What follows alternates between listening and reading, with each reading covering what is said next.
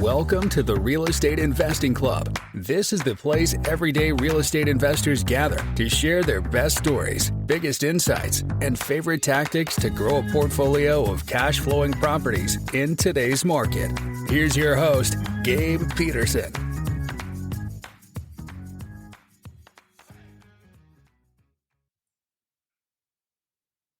All right, we are back with another episode of the Real Estate Investing Club on a sunny Friday. I hope you guys are having an absolutely fantastic day, be it a Monday, Tuesday, Wednesday, whenever you're listening to this. Today we have Brian Grimes with us from New York on the other side of the coast. Brian is a BRRRR strategy master in single family and now into multifamily. He's done over 300 flips. So if you guys are interested in that BRRRR strategy, which everybody should be because it is a fantastic way to go about real estate. If you're interested in it, this is the episode to listen to. So Brian, thank you very much for hopping on the show. Thanks for having me. Really appreciate it. Absolutely.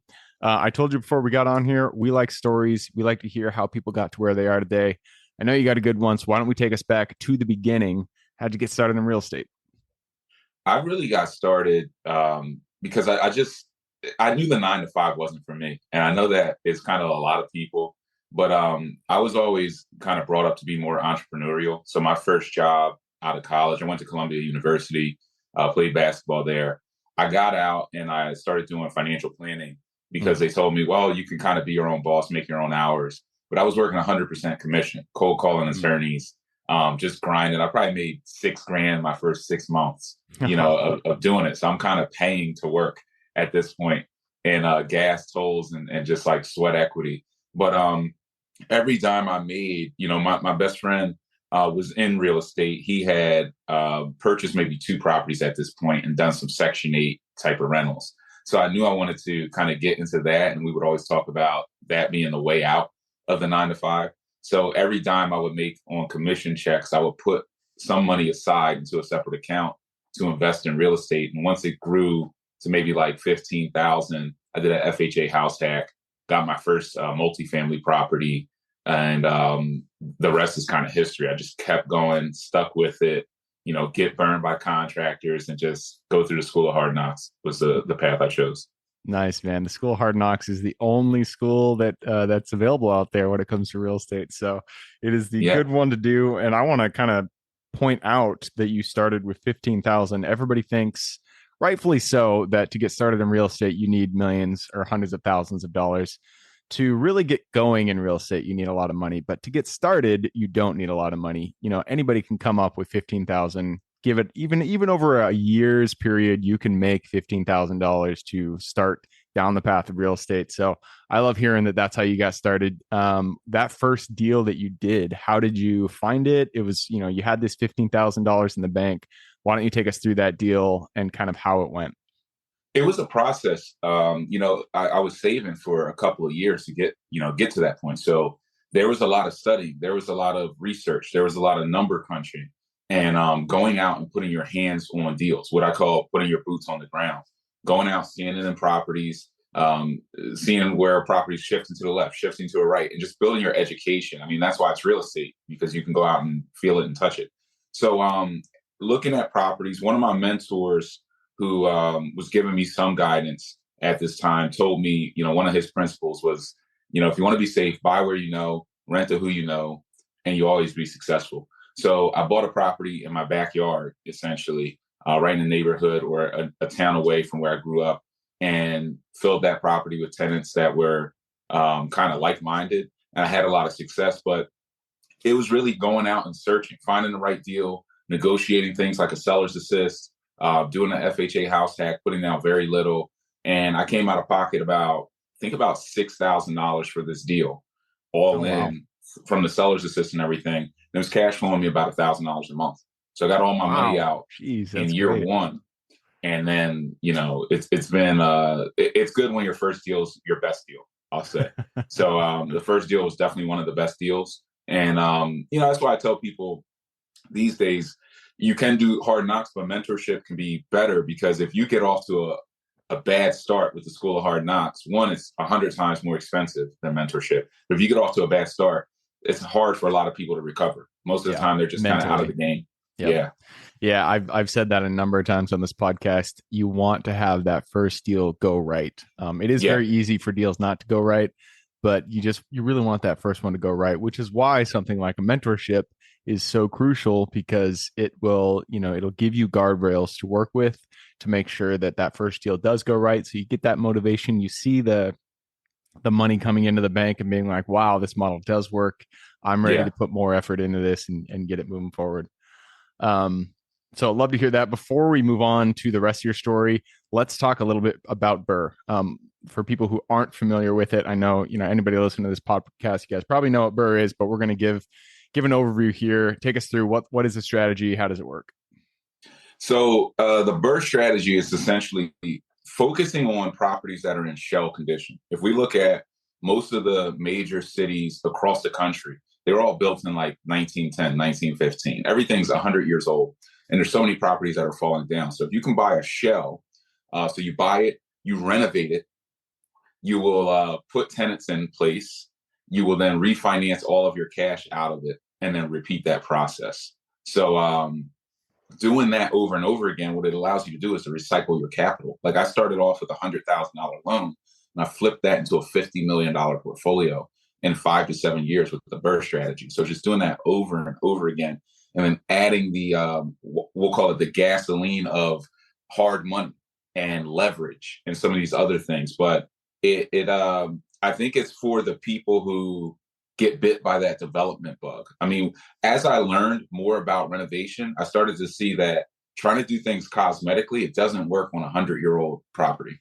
Everything's kind of old, it's past its lifespan.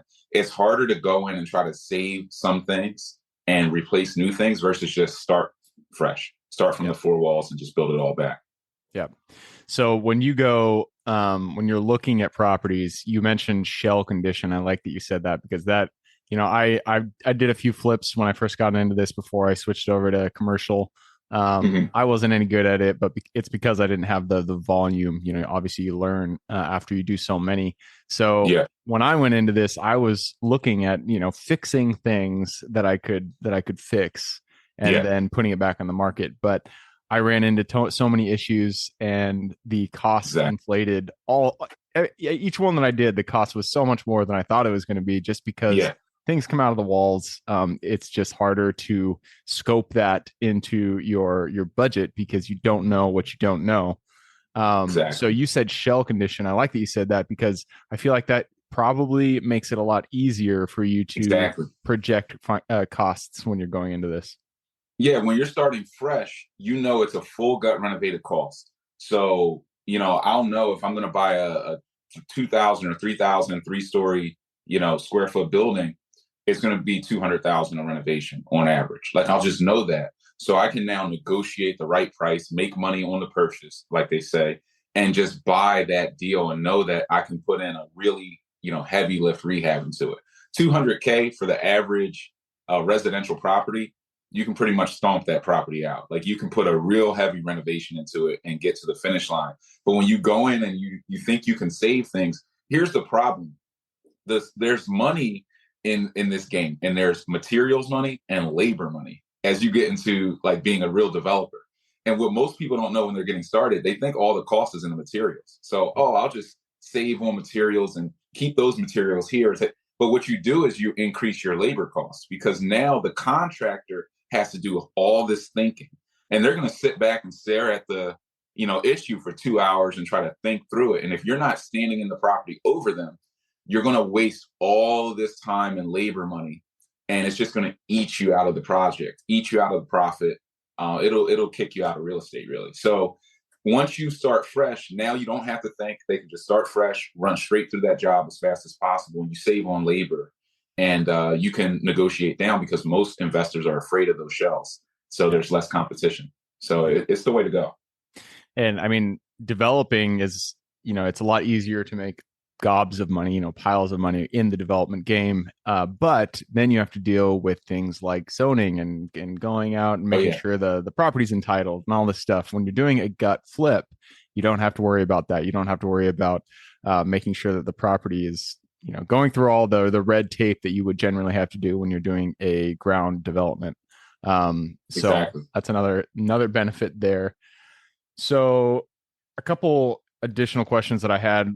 Before talking about kind of how you guys uh, expanded, let's talk a little bit about how you found your first couple of properties after that first one, because finding good deals, that's one of the first issues that most investors run into when they want to, start doing bursts, start doing flips, stuff like that. They can't find good deals. So what is the strategy that you guys use to find your first 10, 20 flips once you got that first one in the bag? Yeah, so finding deals to me is a volume game. So a lot of people say, well, Brian, I mean, you're getting these great deals that are like 10, 15, 20 cents on the dollar. You have to be going off market, right? You have some secret sauce, right? 90% of the deals that move in America move on the MLS. So if you cut out the MLS, you're cutting out 90% of the action. Most of my deals for pennies on the dollar come right off the MLS, but they come from speed. They don't come from having a secret sauce. If there is any secret sauce, it's the speed of my process. So I will always have somebody who's boots on the ground that can go out and run with their smartphone and look at the property for me. They're pretty much trained in what I'm looking for, if there are structural issues, if the house is leaning, if this is going on, that's going on. And then I'll take that information, put together detailed analysis, and get offers out quickly. So if a deal hits the market today, I might be standing in it 2 hours from when it hits the market and be in a position to put out an offer same day, while the average person is stuck in the 9 to 5. They can't get out to see it until the weekend. So the best deals go on and off market in 24 to 48 hours. If your system can't get you in that deal and to analyze that deal in that time period, you'll never get the best deals. That's what I've learned. 28 to 48 hours. I like that. Yeah. So you guys, you don't do off market marketing. I know a lot of people, that is what they focus on is the off market. And there are, you're going to find great deals off market, but it requires a huge amount of effort to go and find those deals. When you're looking on market, a lot of that is cut out for you because they're on market. They've already been identified. The broker is working with them. So you look specifically on market, and then you just your bread and butter is just getting those offers out there as fast as you possibly can, by having boots on the ground in the area to go out there, take pictures, do the analysis, all that stuff. That in volume. I mean, I'm looking everywhere. So another thing that I do is I just look everywhere. So I have, instead of me being a wholesaler, everybody in real estate is not a middleman. And this is something that people have to learn through iteration. Some people look at wholesalers and say, oh, they're a middleman. I need to cut them out and then do my own direct marketing. Well, like you said, they're spending a lot of time, a lot of hours. There's a lot of specialty involved in that. I've gotten deals where I've marked them up. I paid a wholesaler maybe $4,000 commission and made $100,000 off of the deal. So why would I cut that person out? Go bring me more deals. You make your money, I'll make my money. So I have a network of wholesalers. I go to auctions. I do MLS. I'm on Craigslist. I'm on Facebook Marketplace.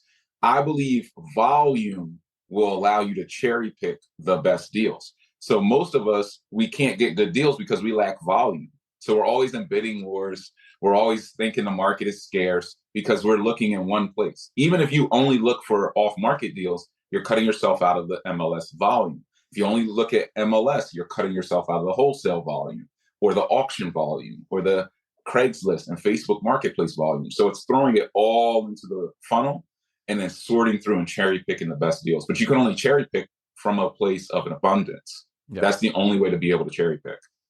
Absolutely. Yeah. Do not worry about what the wholesaler is making, what the broker is making. Don't worry. All of that stuff does not matter. In fact, it's good because you want them to be paid because they're bringing you deals. We do a lot of off-market marketing just because we have the systems in place, but it takes a lot of effort, and everybody should be paid in the chain that brings a deal to market. And so definitely. I like that you do that you don't care that the wholesaler is getting paid, because I think that is, they are definitely providing a value as well. Absolutely. So let's move on a little bit and talk about today. You guys have gone from that you've gone from that first deal, the first couple of deals. How did you expand? How did you expand your team? You guys, sounds like 300 deals now. you've gone through 300 deals. What allowed you to scale to that point? It's really just iterations. I mean, definitely having lending partners like some of the 100% lenders that I'm, connected with that'll give you all the money to, acquire and renovate properties. That can give you greater reach. It's truly, though, having your own system. So having your own contractors that are fully dedicated to scaling up with your ability to buy, because you can't go out and buy 20 deals if you can't monetize, you can't build through them. And especially if you have hard money in the mix, because, there's a turnaround time and a cost, an interest cost month over month. Getting your own warehouse, getting a fleet of trucks. So having your own dump trucks and delivery trucks so that you can move materials more efficiently than the competition. All of these things kind of work together to allow you to scale up to the point where you can do, 20 or 30 full gut renovations every quarter, and then start to put up, numbers, or have years where you do 100 deals a year. Nice.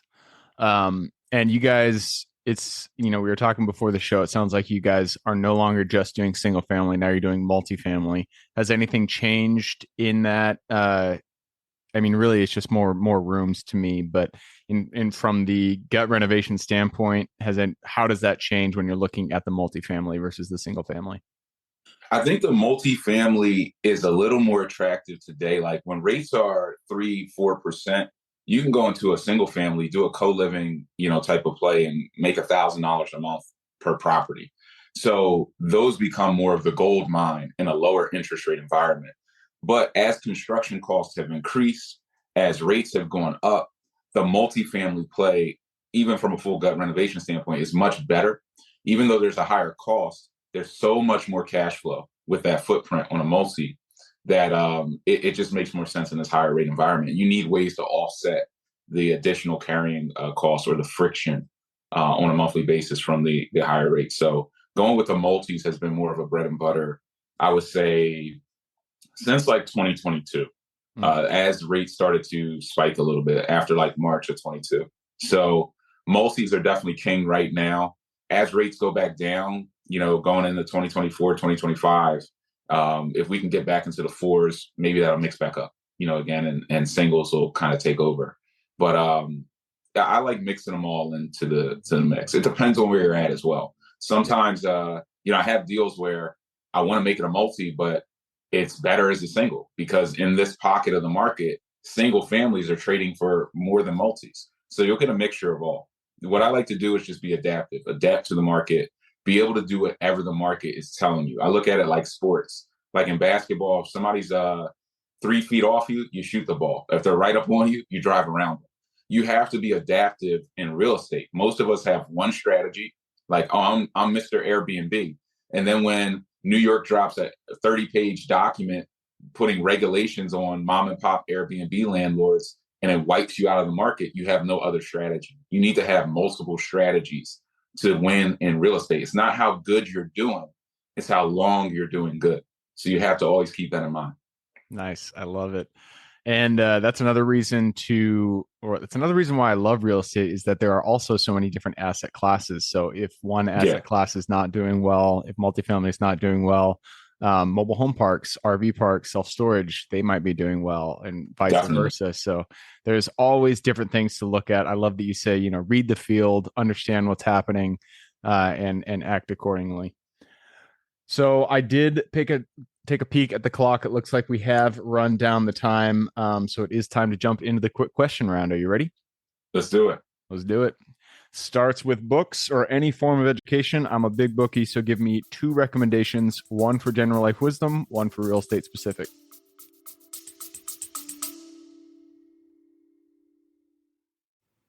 Before we continue on with today's guest, I want to tell you guys about a community I'm launching on School to help investors like yourself grow your own portfolio.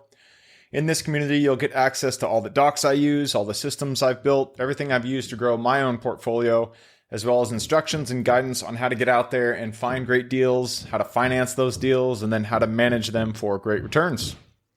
Since we're just launching it, the price will be set at a measly $20 per month, and whatever price you join at is the price you'll have for life. We will be increasing the price as the group grows, so if you're at all interested in growing your portfolio along other investors, now is the time to join. I will put the link somewhere in the bio or on our podcast website at therealestateinvestingclub.com. So if you are interested, head on over there. With that said, let's get back to the podcast.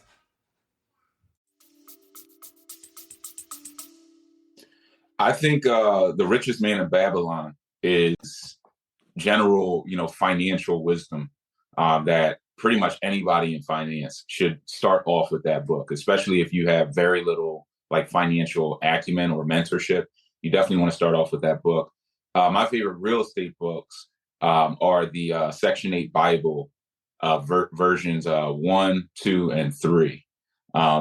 Definitely tap into that. That goes into, it's two guys. I actually patterned my business off of that. Two guys who got into Section 8 in Philly, and they built like a 400 or 500 property portfolio in about 5 years or so. Wow. And they break down all the trials and tribulations and how they scaled it. So it's a great series. Yeah, no, I'm sure that's got to be interesting. And Richest Man in Babylon, great recommendation. I love kind of wisdom books that are in a story format, like The Alchemist, The Way of the Peaceful Warrior, those kind of books. Good recommendation. Moving us on to the next question. This is for your younger self. So let's go back to the Brian who was pounding the pavement as a financial advisor. Go back to him, look him in the eye, give him one piece of advice moving forward. Take action. Jump, and a net will appear. Jump before you think you're ready. Invest in yourself first. The first thing is to invest in is not real estate. It's you. It's you. It's your education, because there's two things in real estate. There's money and there's knowledge. The less you have of one, the more you need of the other. So if you're starting off with $5K, invest in you first. Take $3,000, get into mentorship, learn the game, and that will accelerate you and allow your money to be multiplied through your knowledge. Yep, absolutely. Jump and the net will appear. I like that. And that is 100% true. We've said that so many times on this podcast. If you guys are just getting started or you're thinking about doing investing, just do it. Take action. Get that first deal done. Because, everybody that came on this show, they all say, and all the investors say, I wish I started earlier. So get started today. Get a mentor. That's the best way to do it. And with that, I'm going to move us to the next question. This is about your business. We live and die on the people that work with us. So what are the first three positions you hired for? And would you do it differently in order if you started today? The first three positions were an acquisitions analyst. So somebody who could chase down deals. Then a property management professional, somebody who can answer the phones and coordinate the tenants. And then a team lead, what we would call like a foreman, somebody I'll call it herd the cats, which is managing the contractors, because it is a bit like herding cats. I mean, contractors can be very wayward, don't like to listen to authority from others. So finding that person who can bring those people together, that's the master key right there. Those three. Yeah, the trifecta. The third one you can also say as a project manager, but yeah, somebody. I think that's a great order that you did there. And yeah, working with contractors can be hard. Yeah. Once you find a good one, they're better than they're worth their weight in gold. But worth their weight in gold, literally, literally. Yep. All right, moving us on to the next question, and this is about mentors. Mentors are the backbone of everybody's success. None of us are islands. We all stand on the shoulders of giants. So who is one mentor who's contributed significantly to where you are today? My mentor, Mo, is he works at Bank of America, one of the pretty high up, but he's given me a lot of my biggest principles in real estate, because he's a real estate guy. He's worked with a lot of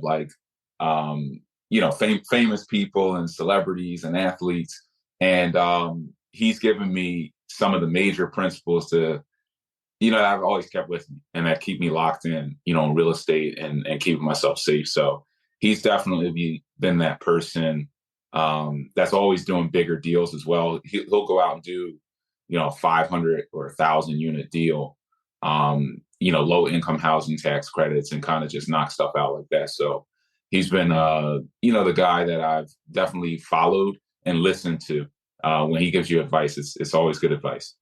Nice, man. It's great to have somebody in your life who's just crushing it. So you can look at them and be like, I love what you're doing. I want to get there. So shout out to Mo. Thank you for helping Brian get to where he is today. And that leads us to the second to last question. This is about your Superman strength. We are all gifted with a strength that we uniquely give this world. So what is your Superman strength? I think it's it's building systems. I build systems that don't break at scale. And that's my number one superpower, and why I'm able to scale up operations, even investing out of town, from multiple state lines away all across the country. I know how to build systems, not for just what I'm doing, but envisioning it. Will it break at 100? Will it break at 1,000? And the best systems are the simple systems. Simple systems don't break. Complex systems break when you try to scale them. So that is my superpower. On top of that, it's obsession. Being positively obsessed with what you would consider the main thing. My family mantra that my father got from his mentors: the main thing is to keep the main thing the main thing. There's a lot of distraction out here, social media, instant gratification, and it's hard for a lot of people to keep the main thing the main thing. For me, the main thing is real estate, and that's it. So the main thing is to keep the main thing, and it's real estate all the time. God, family, real estate. Nice. That is great advice. And it is very easy to get that shiny object syndrome and start to go off in all these different directions. But you really only see success when you hunker down, you focus on one thing, and you get it done. So that leads us to the very last question. This is for the listeners. You've given us a lot to think about. I'm sure people want to reach out, learn a little bit more about what you guys do. So what is the best way for people to get in contact with you? You can find me. I'm kind of all over the place. You can find me on LinkedIn, Brian Grimes Real Estate. You can find me on YouTube, Brian Loves Cash Flow. Brian Loves Cash Flow on YouTube. You can find me on Instagram, Brian Grimes _247 CFU for the 24/7 Cash Flow University. You can Google Brian Grimes Explains, and you'll find a lot of my content that all backtracks to a free training that I put together for you guys on www.workwithgrimes.com/cashflow, workwithgrimes.com/cashflow. And that's a free training that'll show you how to acquire properties for pennies on a dollar all across the country. You guys don't want to miss out on that free offer. Right on. So I will put those links in the show notes. So if y'all want to reach out to Brian and get a hold of that training, go ahead and click a little more in the description. It'll pull down the full description, and in there you can find Brian's URLs. All right, man, that wraps it up. Thank you very much for hopping on the show. Thanks for having me. Appreciate it. Absolutely. For everybody who's here with us today, thank you guys for showing up. You are the reason we do this. So if you guys have any questions whatsoever, reach out to me, Gabe at therealestateinvestingclub.com. And if you guys want to support the show, all we ask is you give us a like, subscribe, share, all that jazz. Other than that, I hope you guys have an absolutely fantastic week. Keep rocking real estate, and I look forward to seeing you on the next episode. All right, before I officially sign off, I have a quick announcement to make. If you're interested in becoming a passive investor in one of my deals, my own company, Kaizen Properties, is looking for capital partners for our upcoming projects. We invest in what are known as recession-resistant assets, mainly self-storage facilities, mobile home and RV parks, and industrial properties. If you're interested in investing and would like to learn a little bit more about my company, our investing criteria, and some of the previous projects we've done, go to the Real Estate Investing Club podcast at therealestateinvestingclub.com and scroll all the way down to the bottom of the page. Click on the Invest With Us button. That'll pop up the investor form. Fill that out, and we will reach back out to you as soon as we can. Or if you prefer a little bit more of a personal touch, you can reach out to me at Gabe at therealestateinvestingclub.com. So really, that is it. Again, it was a pleasure hanging out with you guys during this episode, and I look forward to seeing you on the next episode.